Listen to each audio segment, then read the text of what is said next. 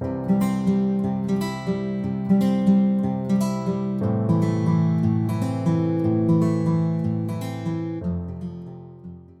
à la question, est-ce que c'est grave de manger sous le coup de ses émotions? Non, je tiens tout de suite à vous rassurer, beaucoup de gens mangent sous le coup de leurs émotions, ce n'est pas grave. Et même les diététiciennes, même les nutritionnistes qui vous disent de ne manger que si et quand on a faim, puisqu'effectivement l'écoute des sensations alimentaires normalement devrait présider à notre prise alimentaire, mais on sait tous que sous le coup du stress, de la fatigue, des contrariétés, de petits soucis, eh bien effectivement, aller vers le paquet de chips, la charcuterie, le fromage, le paquet de gâteaux ou encore la tablette de chocolat, eh bien, ça peut nous arriver à tous et c'est normal.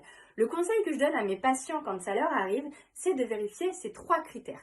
Est-ce que ça arrive trop souvent? C'est-à-dire que si une fois de temps en temps, je pense par exemple aux filles qui, à l'approche de leurs règles, ont tendance à grignoter davantage, eh bien, si elles mangent un paquet de Pim's à ce moment-là, est-ce que c'est grave? Non, parce que ça va arriver une fois dans le mois, d'accord? Tant que vous n'avez pas ces crises et ces petites pulsions alimentaires plus de 3 fois par mois, pour moi, il n'y a pas de dangerosité et vous ne rentrez pas dans la catégorie du trouble du comportement alimentaire, les fameux TCA. Deuxième critère, c'est est-ce que ça m'arrive en trop grande quantité? C'est-à-dire, est-ce que vous allez vous manger une tablette de chocolat et on s'arrête là, ou est-ce qu'il y en a 2 qui passent? Est-ce qu'il y a une tablette de chocolat, plus le paquet de Pim's et plus un paquet de chips? Voilà, si on est vraiment dans des quantités énormes, que vraiment on est dans du déraisonnable, là oui, c'est important de conscientiser ça et d'aller éventuellement le retravailler.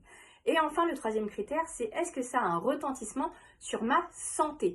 Est-ce que quand je fais une analyse de sang, j'ai une glycémie à jeun qui devient problématique et qui pourrait me faire rentrer dans le prédiabète? Est-ce que j'ai des triglycérides qui augmentent? Est-ce que j'ai trop de cholestérol à cause de tout ce fromage et cette charcuterie que je mange sous le coup de mes émotions? Est-ce que je commence à avoir un petit bidon, à prendre du poids parce que ces prises alimentaires, elles sont trop récurrentes?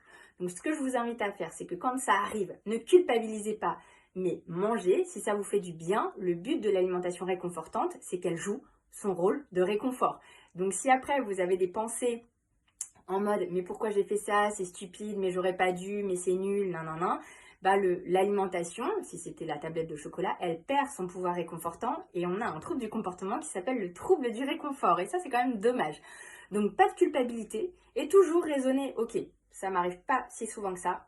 La quantité, même si c'est un petit peu plus important que ça ne devrait, c'est pas non plus complètement déraisonné. Et enfin, je suis en équilibre de poids, je suis en bonne santé, par ailleurs je me bouge, j'ai un bon équilibre alimentaire, donc tout va bien. Voilà, petite vidéo pour relativiser cette alimentation émotionnelle.